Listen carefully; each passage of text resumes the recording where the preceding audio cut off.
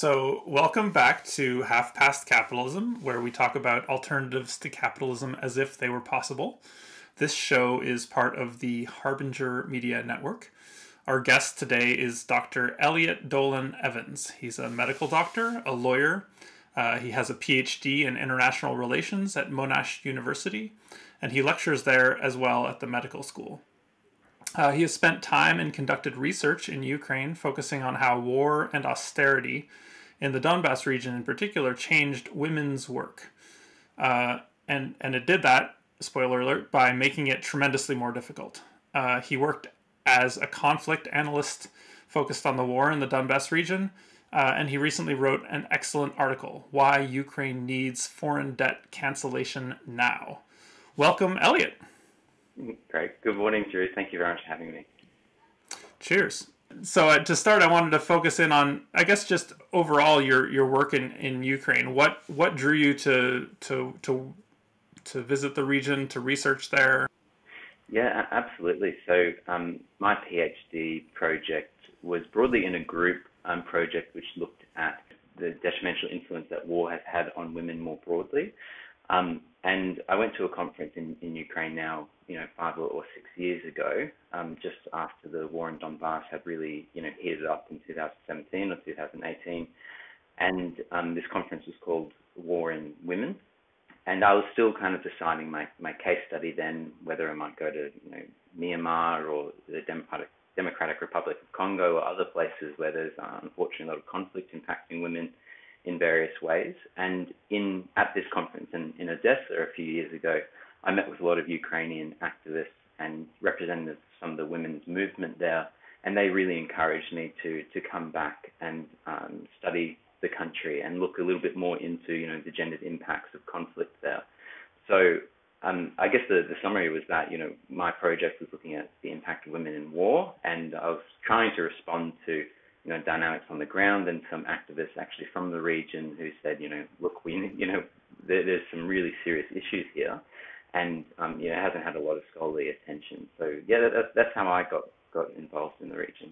Yeah. And how would you characterize the women's movement? That you were in contact with there. What what kinds of organizations? What's their orientation?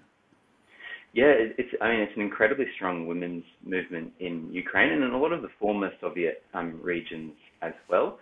And it's a much different dynamic to mass movements we have here, for example. A lot of the movements in Ukraine, especially women's movement, are orientated around a lot of non-governmental organizations, because women tend to predominantly staff many of the NGOs in Ukraine, and a lot of that is actually because of the economic situation that has persisted there since the 1990s, where the state has kind of reclused itself from providing state support, which was really universal and quite widespread during the days of the Soviet Union. And instead, the NGOs have had to take up the slack of social services that have collapsed in the state. And often they are women, and often they're either unpaid and voluntary labor, or very poorly paid and relying on foreign grants. So a lot of women tend to, organize themselves around these NGOs that provide, material or social support otherwise, and then attempt to coalesce their broader demands within these groups. So it's very difficult in a way for the women's movement there, because not only are they trying to be activists and make political demands on the state and broader institutions, but they also have to, at the same time, perform, social labor for the state that they're making demands from. So it's very complicated and a very difficult situation there. And so I just wanted to hop into the IMF. So the International Monetary Fund is the subject of the article that you recently wrote and of a bunch of your research. So broadly speaking, how can you talk about what the IMF has done in Ukraine, what their what their sort of conditions have been for the loans that they've given, and what effect that's had on the population? Yeah, absolutely. And I mean, the IMF as well as with a few other international financial institutions, have had quite a long experience in Ukraine ever since really the fall of the Soviet Union. These international financial institutions, and especially the International Monetary Fund or the IMF, have had a really significant impact in Ukraine. So going from the Soviet Union, which is a command-centered economy with widespread social support, full employment policies and so forth, the IMF has sought to, I guess, liberalize the economy and make it more like a perfect, market-led, Western-style economy. And that has meant that they've had a number of focuses over the preceding, 30, 40 years now, which has include, for instance, like land privatization. So, agriculture used to be formed around collectives and so forth, and now they're focused on privatizing that land. Similarly, a lot of the state supported a lot of utilities and household costs in the Soviet Union, and the IMF have really focused on totally liberalizing those costs. So one of my big research focuses on gas prices and costs to households, and the IMF have totally liberalized those prices now, which has meant that, for instance, just since the war began in the Donbas since 2014, household gas prices have increased 650% for households in Ukraine. As poverty has increased, as violence has also increased, and also there's many other reforms the IMF have looked at, for instance, decentralization, pension reform, increasing working age as well. So we can kind of categorize it as like a neoliberalization of Ukraine's economy with mass liberalization and marketization, and privatization is probably the best way to classify it. And the dynamics since the war in Donbas started has been that, I guess, previously to that, Ukraine has had varying presidents with varying commitments to these reforms, and have often used these reforms politically when it was, suitable to them. But since the war in Donbas started, they've had, I guess, a lot more of a Western-leaning orientation, and these institutions have had a much greater influence. So, when we're thinking about land privatization or gas price increases, not really too much has happened prior to 2014, but since the war, there's been really huge changes there. And this is a kind of a classic case of what Naomi Klein called disaster capitalism. This progression of reforms where the state is desperate for finance. So can you get a little more specific? I'd love to hear more, I guess, about the kinds of privatizations. And maybe get into what you talk about in your paper about how the gas prices have sort of affected the daily lives of women in particular, but of households in Ukraine. Yeah, absolutely. And I mean, we can talk about privatization through the gas network as well, because that's been incredibly important. So I guess just, starting out, broadly speaking, the whole, the entirety of the gas network in Ukraine has been owned by Naftogaz, which is, or was previously a predominantly state-owned company which administered, the flow of gas throughout the country, as well as production and consumption and so forth. Since the 90s, the IMF have really focused on privatizing Naftogaz, so separating parts of its, distribution components, its transport components, and selling them to private corporations. Again, this was something that's only really progressed probably since 2014, really. And this has created now lots of little companies who are able to, provide gas because the IMF wants to have kind of a perfect competitive economy, not with just one monopoly operating.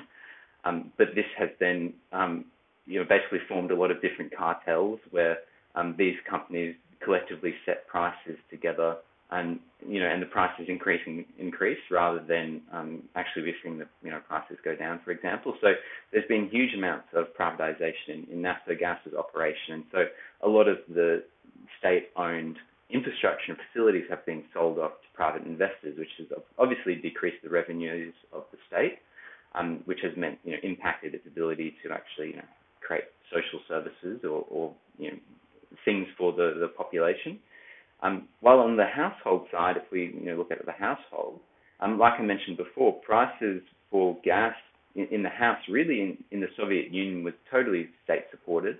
And it was only very marginally increasing until, the early 2000s, where gas was really supported by the state. And there's also lots of geopolitical reasons for this too, because gas was received very cheaply from Russia. And Russia, of course, with allowing very cheap gas prices to Ukraine, also exerted political influence there. And with these very cheap costs of gas for Ukraine, comparative to Western Europe, this also allowed oligarchs in Ukraine to exploit this situation and rent seek and amass huge fortunes. So there was that side of things as well, but the society was supported through these household costs. But then fast forward to the beginning of the war in Donbas, where Ukraine was desperate for money because it had these protests in the Revolution of Dignity for a year, which caused quite a bit of destruction, and then the subsequent war, which has obviously been very violent. The state has been desperate for financing from the IMF, and the IMF doesn't give anything for free. There's always strings attached to its money and its loans. So one of the major conditions was to liberalize gas prices. So between 2014 and 2020, like I mentioned, gas prices for household increased 650%. And this was also not only during the war, but also during the COVID-19 pandemic. And actually in the midst of the COVID-19 pandemic in August 2020 was the time where the gas prices were fully liberalized to global market standards, and prices were really, truly exorbitant. And household costs in general to run a household had increased 9.5 times. With poverty increasing in Ukraine, with widespread infection, increasing violence from the war, this had obviously a lot of impacts. And my research is more looking on the gendered impacts of these reforms. So not only do we look at, for instance, the household bills have been increasing, which has been problematic for everyone in Ukraine, but as the state has reclused itself or removed itself from providing social support. So, for instance, they've privatized and cut back on health facilities, social support more broadly. So when people have been getting sick from the pandemic or injured from the war in Donbas, it's women who have to care for them at home. And so they perform increased household labor, which I think my research is demonstrating is about 60 or so hours a week of household labor in general. A lot of this household labor is mediated by gas. So, cooking, boiling water, heating the home. Of course, Ukraine is in a very cold part of the world. So to perform this increased burden of household labor, women have had to increasingly use gas, which is increasingly more expensive. So pushing them further into poverty. And this is as well with the unemployment rate particularly very high for women, as men are usually preferentially employed because of gender dynamics in Ukraine, and a lot of what we call women's work in hospitals, healthcare, social services have been the areas which have been targeted for privatization and cutbacks. So it's kind of a vicious cycle where women have had increasing work at home they've had to perform, where household costs have been increasing because of it, but they also can't find work and they can't find money to actually pay for that. So these are the kind of main dynamics. And some other, just very briefly, another interesting point that I found, which is interesting but horrific in the context of Ukraine, for households near the front line of the war in the Donbas region on the government-controlled side, many of them just flat out couldn't afford gas in the home. So they would then, predominantly women and children would go out and find, sticks, wood, and other things to burn, to create fire. And this is obviously really problematic because Ukraine is the third most heavily mined place in the world. And so we've seen a lot of civilian deaths, and particularly women and children, from landmines and unexploded ordnance as they're trying to collect firewood to replace gas in the home because gas is too expensive. And then, if women and children are able to safely collect this firewood and then burn them in the house, it's them predominantly who are impacted by the black particulate matter from burning these fuels in the home. So, just from increasing gas prices, there's all these gendered impacts that kind of follow it, which has really detrimental impacts on health, security, and economic security as well, I guess. So obviously the household energy is for heating, cooking, and so on is crucial, and is a major, I guess, victim of privatization in Ukraine. But can you just sort of paint a broader picture of, I guess, since the 90s, like what other kinds of things have been privatized in Ukraine as a result of these sort of IMF or other international financial institution pressures? Yeah, well, I mean, pretty much, all of the state-owned enterprises have been, privatized since the 90s. Like, I guess in the early 90s, after the fall of the Soviet Union, there's a wave of mass privatization of all state-owned enterprises. So, which is most enterprises in the Soviet Union, because there wasn't really much, private business activity until the very end of the Soviet Union. So, these are in sectors of, metallurgy, mining, healthcare, social services. The list goes on and on. I guess if we compare our economies now in the Western world, any kind of private business you see would have, in the Soviet Union context, would have been, state-owned corporations. So these privatizations were also occurred in a context of kind of fire sales, because for various reasons, these state-owned enterprises were sold very, very cheaply. A lot of this was because of insider trading, insider trading in a sense where the people who were involved in the privatization sales were the same people who were, leaders or apparatchiks of the Communist Party in the Soviet Union. So they sold these enterprises really cheaply, often to their friends and other, Communist Party luminaries. So, and this is how we created, Ukraine and other post-Soviet states have created this system of oligarchs that were pretty much, Communist Party functionaries in the old Soviet Union. And when things collapsed, they were able to purchase really cheaply these state-owned enterprises that they had been previously in charge of. And so it's helped create this group of incredibly wealthy oligarchs that persist to this day.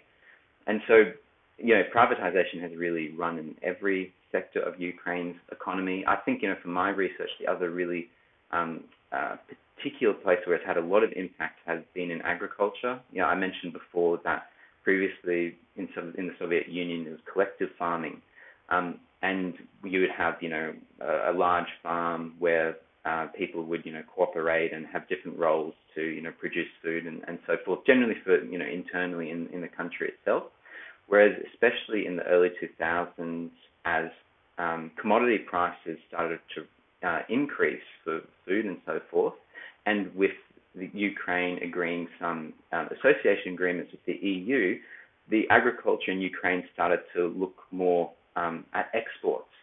So privatization started to occur, and the world, especially the World Bank, coordinated this process called land titling, where they basically divided parcels of these collective farms to the peasants and farmers themselves. But a lot of these peasants and farmers were usually quite old.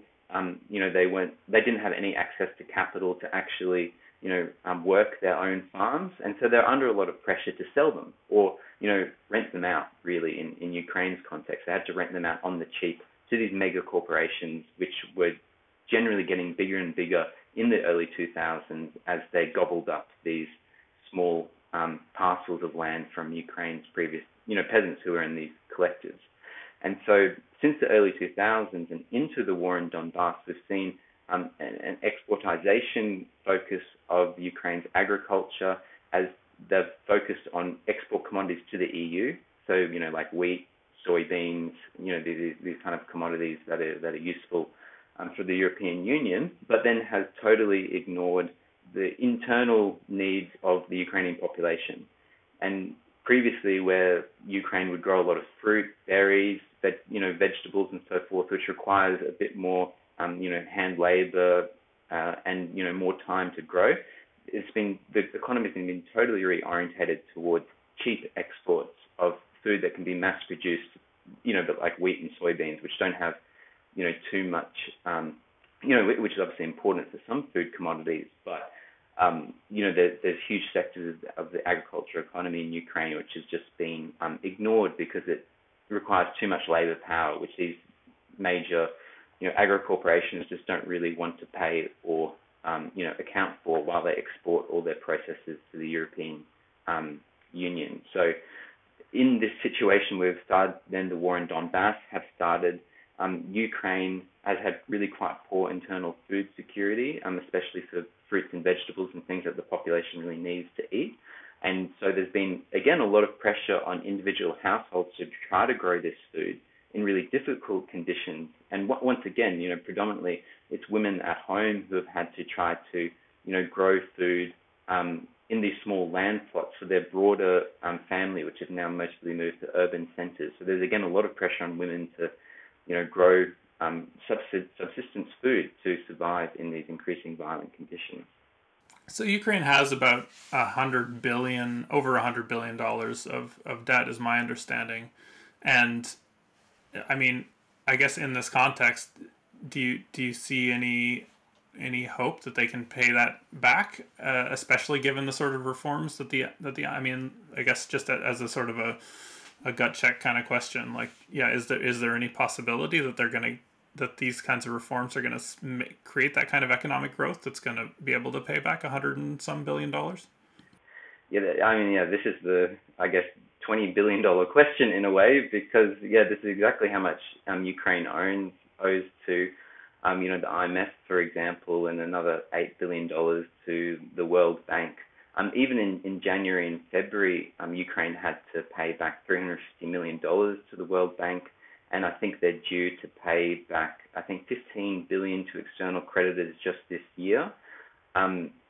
It's very hard to imagine how Ukraine could possibly pay back these kind of sums when we're seeing the images from, around Ukraine at the moment of just enormous destruction from the Russian-led invasion. Like, it is really bamboozling to expect Ukraine to be able to pay back these huge amounts of money while trying to, stage some kind of, military fight, against the Russian invasion, while also trying to provide some kind of baseline services for millions of Ukrainians so that they, don't, die or starve or, whatever it might be from this Russian invasion. Because we have to also remember, just prior to this invasion, Ukraine had around 3.5 million people in desperate need of humanitarian assistance before this invasion began. And this is just on the back of a really destructive COVID-19 pandemic in Ukraine as well.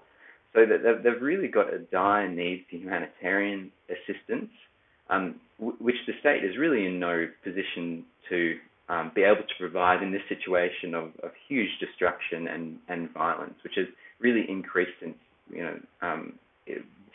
last year, when it was primarily the violence was focused in East Ukraine. It's now spread to most of the country. So, I think it's really an awful demand for these Western institutions. On the one hand, the Western world saying, let's support Ukraine, let's send them weapons, and we're in solidarity with Ukraine.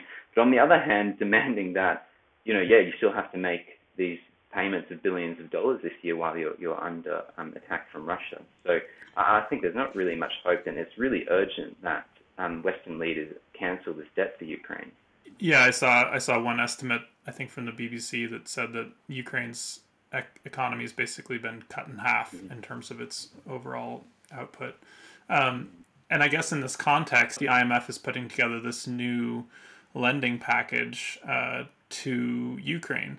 And of course, it's couched in, we're in solidarity, we support the Ukrainian people in their struggle. How do you understand that new announcement? And are we just going to see more of these kinds of conditions and more control sort of taken from Ukrainians over the Ukrainian economy and the sort of economic direction? Or,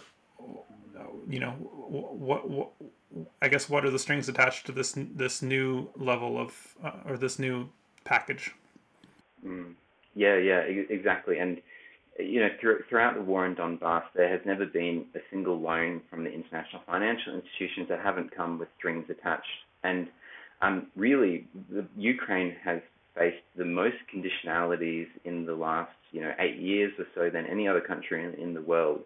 I think even at the start of the war in Donbas in 2014, the IMF had over 40 conditions on the loans to the country. So, this is a huge amount of demands on Ukraine's political economy in terms of, change that they have to undergo during war. And based on, the IMF and the World Bank's actions in not only this conflict, but, other conflicts and post-conflict regions around the world, where they don't make loans, to be nice to these countries. They're not in the business of giving away money concessionally. And, the really interesting thing about Ukraine too is that the World Bank don't classify Ukraine as a country in conflict, which is really perplexing, and it has a lot of really significant ramifications. Because the World Bank don't classify Ukraine as in conflict, and it never has in the war in Donbas, when a country is classified as in conflict, that's when it can access concessional lending, with less policy requirements, with, better terms for repayments, less interest and so forth. But that's with all institutions. So if the World Bank designate a country as in conflict, then they can access these concessional lending more broadly. But the World Bank has never done so for Ukraine, and it still, to my knowledge, has not done so this year, even with a Russian invasion, which has caused catastrophic damage. So to me, that's just telling me that the World Bank and the other international financial institutions, including the International Monetary Fund, still aren't prepared to engage in any concessional lending or any terms of loans that might be beneficial or helpful for Ukraine's economy, but continuing to not classify Ukraine appropriately as a country in conflict and subjugating them to harsh conditionalities. I think, for me, it seems like we're going to be expecting more of the same, and I guess we'll have to wait and see what the medicine that will be prescribed is for Ukraine during war. And my sense is, of this 125 billion, I think it was, in debt that Ukraine has now owes to these international creditors, do you have a sense of how much of that, or I guess, my sense is that there's quite a bit of that is just end up in offshore accounts owned by oligarchs. But is there anything we can point to in terms of evidence in that regard, or processes, just from your observations on the ground? Yeah, and it's very difficult to trace this money a lot of the time, it is very difficult to follow this money. We know that the IMF hold about $20 billion of this debt, the World Bank about $8 billion, and the European Commission about $12 billion of that.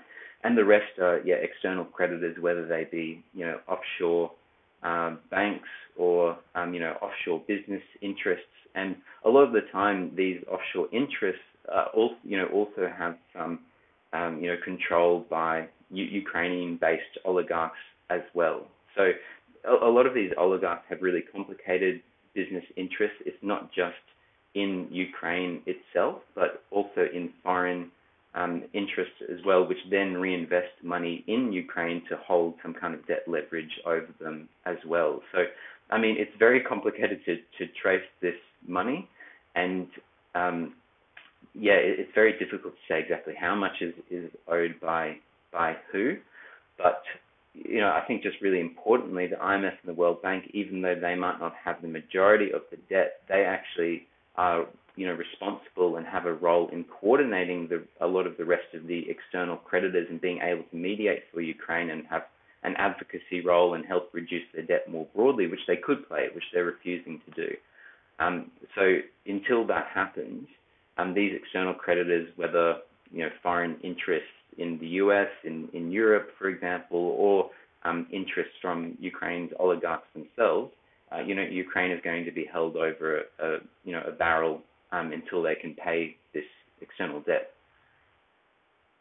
I wanted to get in a little bit into your experience in Donbas, because it's seems to me it's quite rare to find somebody who has kind of a Marxist perspective or even a leftist perspective, who speaks English, who was actually on the ground during the war, which is to say the war between 2014 and the Russian invasion, um, in the Donbas region, where you had sort of nominal, separatist forces, I guess they could be called, fighting against Ukrainian forces, and of course the Ukrainian forces famously,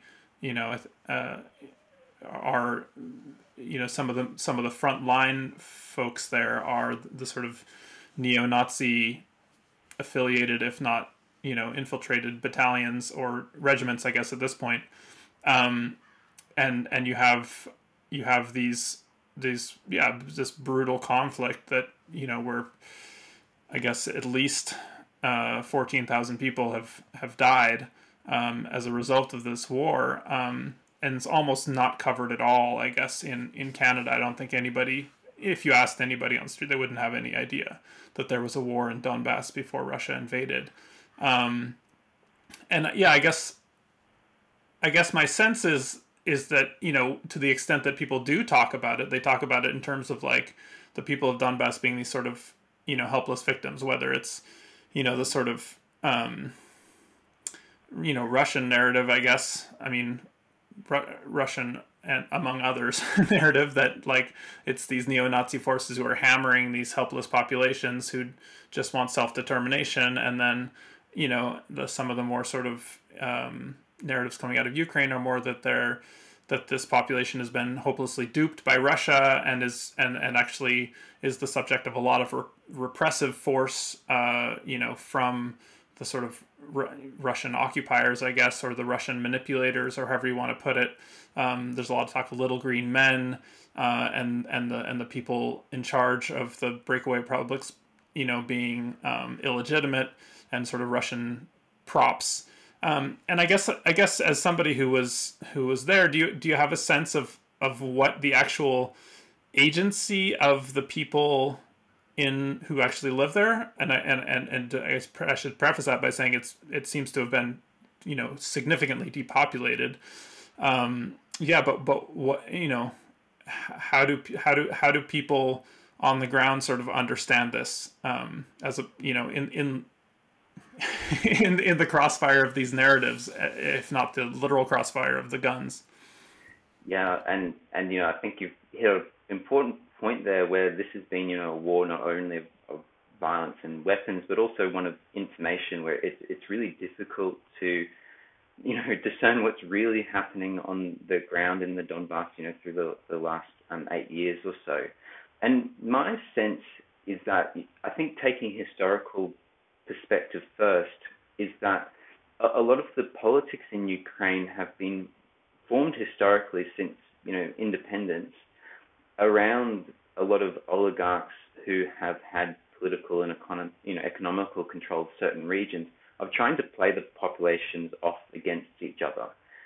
So throughout the 90s and early 2000s, a lot of the oligarchic and political leadership in Ukraine would often play off parts of the region who were maybe Ukrainian speaking or Russian speaking off against each other, especially in relation to strategic imperatives, whether to side more with Russia or the EU.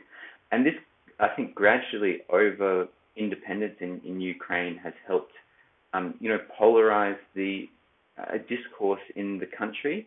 Whether or not polarize the people themselves, because there's a lot of discourse where Ukraine is a separated country between two different people, which I don't think is necessarily true.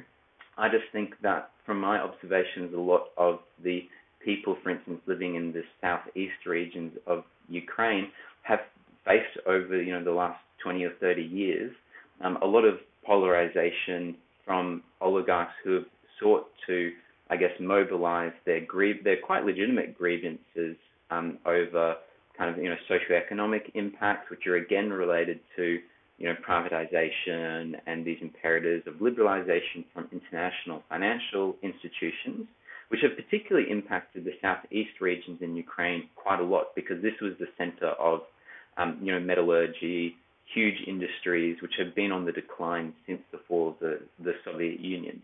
So these regions have had a profound economic decline since independence, and oligarchs have sought to, I guess, harness that anger and that grief along ethnic-related lines, like, for instance, mobilizing them to be concerned about, protecting the Russian language, for example, where, back in the 90s and the early 2000s, there's a lot of doubt how legitimate those fears were, but they still, attempted to mobilize these populations and their grief and their anger to serve their, political ends. And we saw that quite predominantly with the Party of Regions, which is led by Yanukovych, who was the president who fled Ukraine following the Revolution of Dignity. His party, the Party of Regions, built up a huge base of support in eastern Ukraine, and a lot of that was generated off fears from the center and western Ukraine trying to take away their rights and so forth. So there's this history of polarization in a discourse sense between these populations, which have been tempered by these oligarchs for political ends. And then after the Revolution of Dignity, this kind of also occurred in the Donbas region, where local elites there were seeing that the Party of Regions were collapsing. Their political networks were totally being destroyed by the Revolution of Dignity in 2013, 2014, and they attempted to mobilize some parts of the population again, to protect their interests. So, very, very prominently on the Maidan, where these protests were occurring in Kiev, there was, kind of undeniable that there was a section of these protests which were very, right-wing, conducted by neo-Nazis, like the right sector most prominently, and there was a lot of, television and media focus on their particular actions, like unfurling a banner of Stepan Bandera, who was a notorious neo-Nazi, having torchlit processions, shouting out, nationalist slogans, which have now kind of become mainstream in Ukraine. And these images were kind of shown and demonstrated to the Donbas population as, this right-wing insurgency is going to threaten your livelihoods soon. They'll be coming over here to take over here next. And so the oligarchs actively fomented these concerns in the eastern Donbas region, and there was very much, a local concern. There was local movements, and there were anti-Maidan protests in the southeastern regions. A lot of them tended to fizzle out in, Kharkiv or Odessa, but they continued in Donetsk and Luhansk, where the separatist movement emerged from. And, based on more recent evidence that has been coming out, in the last few years, these separatists, well, they weren't separatists at this stage, but I guess these anti-Maidan protests were pushed along by these, as you mentioned, these like little green men, which we saw in Crimea, but in the Donbas region, there were, Russian volunteers who were, come from Russia on, vacation or holiday, as is the official kind of Kremlin discourse. But, there's a lot of links of these particular people who came to the Donbas region who had ties with the Kremlin and who sought to push forward and radicalize these anti-Maidan movements, and also predominantly helped in seizing administrative buildings, police buildings, and, take weapons.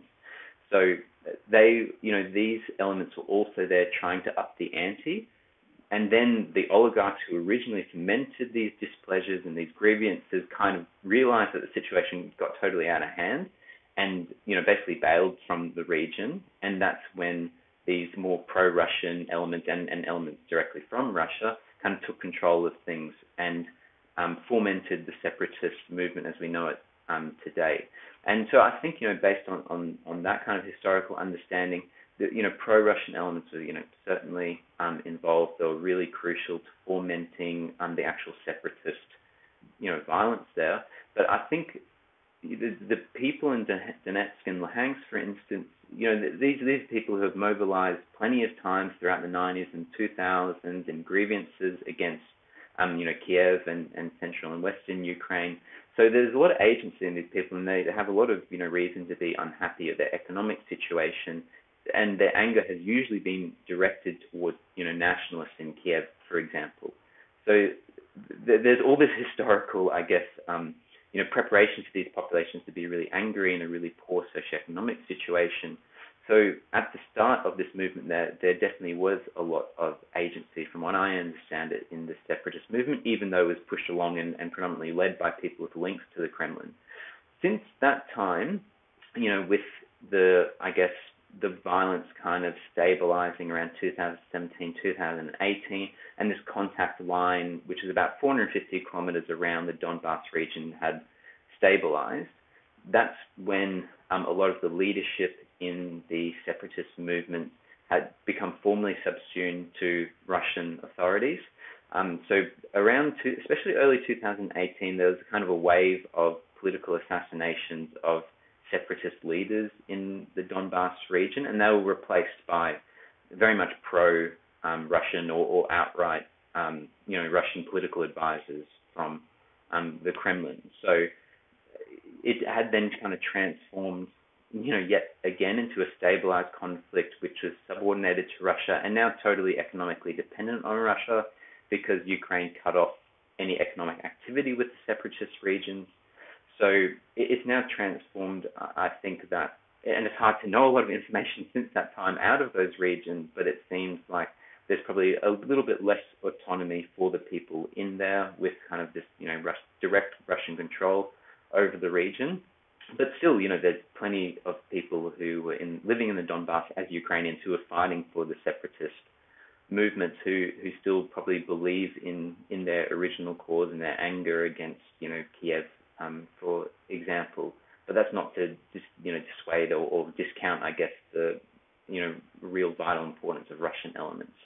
And just briefly on the other point of your question, Drew, about the fascist discourse coming from Kiev.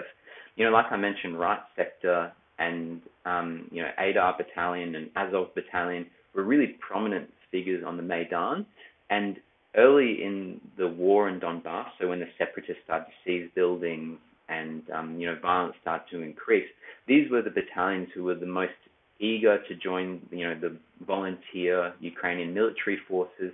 They were the ones who were also seen as the most enthusiastic and most daredevil regiments of the Ukrainian volunteered forces. And this was also a time where the Ukrainian military was totally decimated. They had really no equipment. The regular forces were in upheaval because, Crimea had been seized, the Donbas were in flames.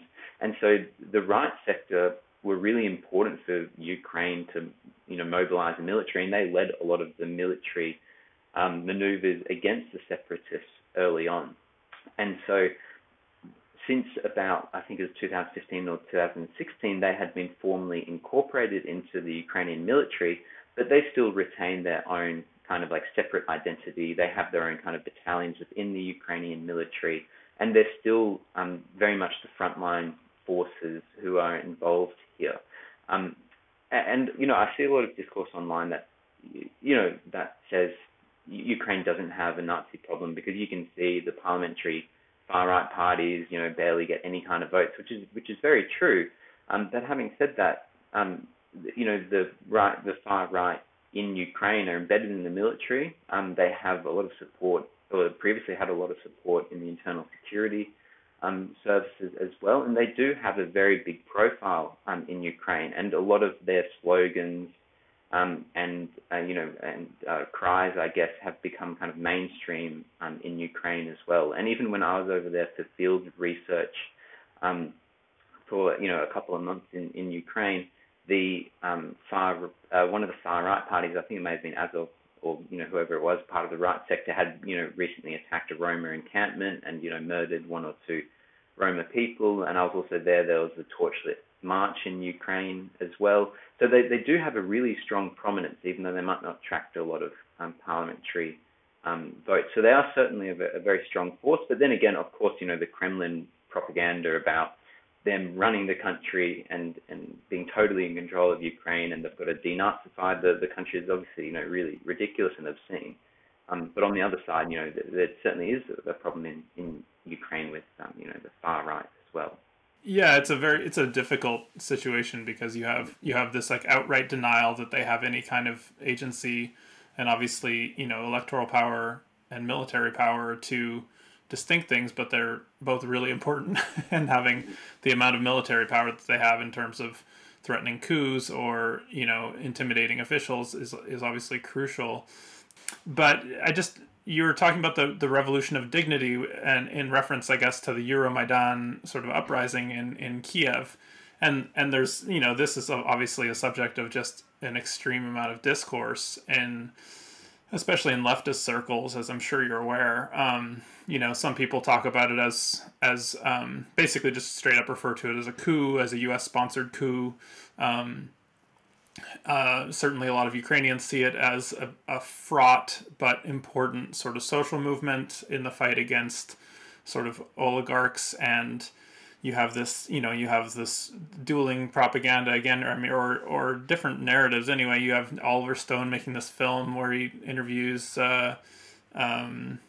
was it Yanukovych, and then you have this like super people power sort of rah narrative coming out of Netflix, and then you have so there's all this stuff going on. I guess my own take is that the people involved definitely had a whole different mix of political goals, including there were far right neo-Nazi groups, there were people who were trying to create some kind of civic unity and framework for addressing sort of basic things like corruption within, that are essentially sort of like a stepping stone toward progressive reforms in Ukraine. And then you also had all this happening in the context of like a gigantic amount of money flowing. I mean, Canada's given hundreds of millions of dollars to civil society groups in Ukraine. The US has given, billions of dollars, as far as I can tell, to civil society groups in Ukraine. And while, I think it's too simple to say that all those people that are taking that money are all pawns of the US empire or whatever. Like, it's hard for me to imagine that you can funnel that much money into a country and not get something in return in terms of influence, and in terms of, skewing the political landscape in terms of what kinds of forces you're empowering and so on. So I guess I just wanted to get into that. I mean, just in terms of the political choice of calling it the revolution of dignity, and sort of, and obviously it's not your area of expertise either, but it's I think, important to open that box a little bit anyway. Yeah, absolutely. And I think you noticed my word choice there. I called it the revolution of dignity rather than the Euromaidan. And a lot of that is because, from being in Ukraine and talking to activists who are involved in, that revolution, a lot of their perspective, from my interviews in Ukraine, was that a lot of that movement initially was, certainly against corruption and against the, Yanukovych refusing to sign the association agreement with the EU, which helped spark that protest. But then it broadened, much more after those initial stages, because really early on, it was quite small. There wasn't a huge amount of people mobilizing against, Yanukovych not signing the association agreement. There was obviously quite a bit of anger, but there wasn't huge mobilizations. But it was only after Yanukovych made the decision of clamping down really hardly and enacting a lot of violence against the protesters who are out there, that it kind of congealed more into a national-led revolution against not only, I guess, the association agreement, which, again, from my discussions on the ground and reading research, was just a part of that, but more specifically mobilization against, corruption, against, a really poor economic situation, because, again, at that stage, this was a few years now after the global financial crisis, which hit Ukraine particularly hard as one of the European countries which faced huge economic problems from the global financial crisis. So the humanitarian and living conditions for a lot of Ukrainians are really poor at this stage, and so people are mobilizing based on the lack of economic rights as well as the lack of political rights as well. So that's why I usually refer to it as the revolution of dignity, and I take my I guess cues from activists I've spoken to there, because I think a lot of the Western-led media have exclusively referred to it as Euromaidan to symbolize Ukraine's yearning to be in the EU, as that what was the protest was entirely about, which I think is probably a little bit too much of a narrow focus, and that's why I refer to the revolution of dignity. And yeah, in terms of the foreign interference and I guess meddling, we might say, in those events, like, you're absolutely right. A lot of NGOs in Ukraine do get a lot of financing from Western institutions, and a lot of the NGOs have been financed because of their role in democracy promotion, and these lobby groups which attempt to, I guess, create an environment where people support, the economic reforms that the international financial institutions want to do. For example, like the NGOs do have definitely a role in that, and they certainly receive money from the Western world, but they're also on the other side of it. A lot of those NGOs who are receiving that money and trying to foster this environment to support liberalization and so forth. These Ukrainians are also very liberal-minded, and they're not just stooges of the Western world. They also think that these reforms will be also best for their country based on their own experiences as well. So that money from Western Western governments and so forth has been really important, I guess, for changing the conversation and the discourse and the thoughts around the importance of economic and political liberalization, especially during the Yanukovych presidency, and also would have very much helped, I think, bring people to the streets, because these NGOs and activists have prominent networks in Ukraine, and it definitely would have helped bolster these protests. And it was only really in January of 2014 or so when Yanukovych again clamped down really violently on protesters in the Maidan that it then started spiraling into the nationalists and the far right having a lot more control on the Maidan to determine the events. They were the ones who directed the not directed, but certainly led and were involved in the seizing of administrative buildings, in being on the front line against the Yanukovych's police force. And so they had a really prominent role in the events, and also kind of directed the culture and and influenced the Maidan more broadly. And of course, there's very infamous recordings of, I think it was Victoria Nuland, who was the US representative at the time, talking to, I think, a counterpart in the EU about who should, be president after the Maidan. And there's a lot of discourse about what this mean if they were actually appointing someone, or if they had their preferences for who they wanted to see there. But in any case, after the Maidan, we had immediately an unelected government for about 3 or 4 months, who were composed of kind of quite nationalist parties, as well as the far right. They had a prominence in the post-coup government, and this was the government that negotiated and accepted a $17 billion loan from the IMF, and who agreed and accepted the conditions from the IMF that it determined at this stage. So, and this is a significant breach of IMF, protocols for lending. That they lend huge amounts of money to an unelected government, as a war had started kicking off as well. So, they're kind of my thoughts on it, I guess. I hope I answered the question a little bit, Drew. Yeah, absolutely. It's just interesting to. I think these are such fraught, sort of intensely debated things. I guess all this is to sort of is really the frame for talking about what this show is about, which is to say half past capitalism, and obviously we're not even a 1 minute past capitalism in Ukraine. We're in the absolute thick of it, and any kind of talk of economic alternatives is almost obtuse at this point. Given the sort of war that they're fighting. But I guess I just want to kind of come back to the history, because you have, on the one hand you have this sort of history of the Soviet era, which is obviously very fraught. Some of my family's from Estonia, and I think the consensus there is that economically, maybe things were actually better, despite the lack of consumer goods and everything. Like they had social services, they had decent housing, and they missed that.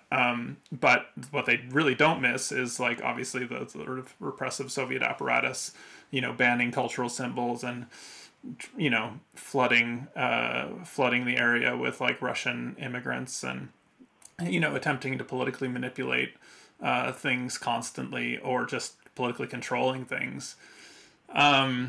There's absolutely no appetite to have that back, and that's obviously why people have joined NATO. And of course, with that come, like when you decide to join NATO, then as a ruling class within a country like Estonia, just my sort of direct experience is that you end up sort of accepting all these narratives along with that. So you end up sort of having these sort of TV programs like you're in the middle of Eastern Europe, but you're reinscribing U.S. narratives about Afghanistan, about all these different things, like with a kind of vociferousness that's kind of wild to see. Anyway, that's all to say that I'm sure, I would imagine that in Ukraine you have a similar sort of mixed bag. I mean, people probably remember things being at least significantly better in certain respects in the 80s and 90s, but also have a great deal of, from what I can tell, resentment toward the people who were in charge of that, then using the opportunity to just run away with the family jewels, as it were, just like completely pillaging the country in the post-Soviet context, and becoming these ultra rich oligarchs who are now sort of manipulating people and running the country and keeping people in incredible depths of poverty. So I guess my question is, A, do you agree with that sort of assessment broadly, or how would you sort of refine that or disagree with it? And then I guess in that context, how do you see the sort of horizons for any kind of post capitalism? Like what is the what are the sort of toeholds there? Yeah, and I definitely agree with your analysis, Drew, in terms of if we think about the politics and the economy of these post-Soviet states. During my field research in Ukraine, there's definitely a resignation, I guess, to the economic changes since the Soviet Union had fallen, especially the respondents who I just talked to, who are a bit older and had lived during Soviet times. They certainly do remember fondly, kind of not having huge amounts of debt, not particularly being desperate for food or not being able to afford gas bills. These things didn't really occur all the time when they lived back before the fall of the Soviet Union in and of itself. And now there's, I think, a resignation in the country from a lot of my participants that I gleaned that these changes now to this capitalist economy are inevitable, and it's just going to happen. Like one of my research participants, when we were talking about the amount of debt that each household has, I think she really encapsulated it really perfectly when she kind of sighed and looked out the window and said, "Well, all I can say is we'll have to pay." And that encapsulated not only the household, but also Ukraine more broadly, really, in the debts of the country, and each household will have to pay. And a lot of the Ukrainians I spoke with, of course, absolutely, totally, horrified by the politics of the Soviet Union, and certainly didn't want any return to that kind of stage again, but also were very critical of the politics of Ukraine now, where they basically, told me that they see the politicians in Ukraine now as more or less continuous with, the apparatchiks of the Soviets, back before the fall of the Soviet Union, because it is really most of the same people, or people who got their wealth from the fall of the Soviet Union and the insiders to that regime, who are able to then have political control of the country following. So a lot of, in large surveys around Ukraine, which, one thing about Ukraine, they do really excellent population surveys, a lot of institutions there. And a lot of the surveys that we read since the 90s is that most people feel totally disenfranchised with politics. They don't have a really high rate of engagement in voting because a lot of people don't think that it'll really change anything. Like I said, there's a resignation that these economic changes will happen. A lot of people are really struggling, but they don't feel like there's anything else they can really do. And a lot of the social movements there, like I mentioned earlier, are kind of, siloed in NGOs, and they have to do a lot of, work, state, social support that the state would have normally done. And so they're really burdened and incredibly busy and impoverished themselves. So it's a lot of real difficulty mounting any kind of, social movement to, help proactively change things. And a lot of the socialist or communist movements there are very marginalized because of, the rhetorical and discursive links, at the very least, with the previous, communist party in Ukraine. So it's very hard for any movement calling themselves socialist or communist really to progress a lot with those kind of, their rhetorical links with that time as well. And in terms of, what can we expect for the future? Yeah, I think my feeling from the respondents I speak to and that I still talk to now is that, again, there's a lot of resignation. It seems like they're going to get worse before they get better, and especially with a lot of the, their Western, friends and allies who are running these, financial institutions, their main focus seems to me, and I think for a lot of the population, is that they're making, the Ukrainian war safe for capitalism, rather than trying to make the situation better for Ukrainians themselves living there. So it seems like these imperatives of liberalization, marketization will deepen and continue. And as the country is fractured by various ethno-national lines and linguistic lines, and other things which are imported a lot from geopolitical imperatives from Russia or the EU or whoever it might be. So it's very difficult when I was there, and when I still talk to a lot of my contacts, that it's a really difficult situation, and I think there's a lot of resignation about positive things that can change in the future, and especially now with the Russian invasion, it seems like the alternatives are closing even more sharply. So I found your summation there, that the sort of Western forces are trying to make Ukraine safe for capitalism as opposed to, supporting the actual people there, to be quite poignant. I guess in that context, what would you say are the avenues that we have, in a place like Canada where, we have some not a majority say on the IMF by any stretch of the imagination, but certainly a significant influence.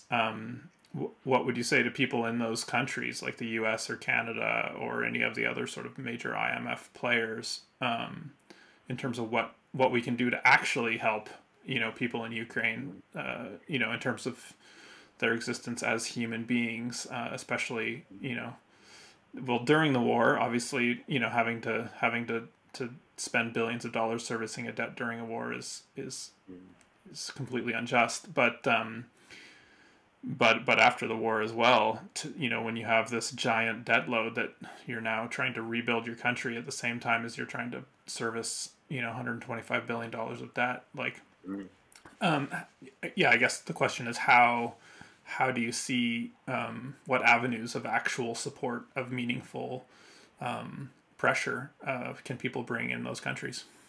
Absolutely, yeah, and this is really important, I think, and in terms of what we can do, seeing all this horrific violence and horror in Ukraine, we often feel very powerless, but our governments are really important players in the World Bank and the International Monetary Fund. Canada, for instance, has quite a high voting percentage. They're the sixth most powerful member state in the IMF itself, especially if you have any listeners from from the United States. That's obviously the most powerful member, so they have a huge amount of directive and control over these organizations. And I think the best thing for us to do, which we've been trying in Australia to lobby our governments to, when they have meetings of the IMF with the directors and the executives of these organizations, which come from a lot of the Anglo-sphere as well, is that they actually lobby the IMF and the World Bank at the board level to cancel, or at the very, very least suspend Ukraine's debt. But I think we have to really focus on cancelling all of Ukraine's debt for the country to have any kind of chance at not only rebuilding, but also supporting the millions of people who will be in an awful living situation once this war hopefully ends. So we do have a lot of agency, and I think the only problem, I guess, from our end is how responsive our democracies are to our voices. But so we've been trying in Australia to lobby the Foreign Minister and the Australian government to make positions and make statements on the IMF and the World Bank to cancel Ukraine's debt, and making a really strong case for that. That hasn't happened yet, but we're trying to get more voices to make those demands. And I think Canada, it's really vital as one of the strongest countries in these international financial institutions that they have such a significant voice. And if the people of Canada can lobby the government to change their stance and their policies on Ukraine within the IMF and the World Bank, that will be really, really powerful. And we can also, for instance, there's a really great campaign at the moment by the Jubilee Debt Campaign, which is also trying to foster a broad global compact and support to cancel Ukraine's debt that we can also join as well. So there are these useful avenues we can attempt to lobby for changes from our governments. It just, I guess, unfortunately depends how responsive they are to those lobbying attempts. But that's what we've been trying to do in Australia, and I definitely encourage any of your viewers and listeners from Canada, England, the United States, these really powerful countries, that they can really have a significant impact on changing these policies. So, lobby these governments, write letters to them, talk to representatives to get, the conversation at least changed on this kind of ridiculous need to service this debt for Ukraine, a country in war, and demand that they cancel it. Great. I think that's a great place to end. Before we completely wrap up, do you have anything you want to? Do you have a SoundCloud? Do you have a Twitter? Anything like that you want to tell us about, or an article that you think people should read? Anything like that? Well, I think I'd really say that if anyone with an interest in the conflict should read Yulia Yurchenko's book Empire of Capital. I think is really vital and really helped me understand the region and the political economy of Ukraine when I was researching my PhD. And she's a really fantastic scholar as well. But people can find me on Twitter if they'd like. But I'd go for Yulia's book first, to be honest. Great. Elliot, thanks so much for joining us again. No worries. Thank you so much. It was a pleasure.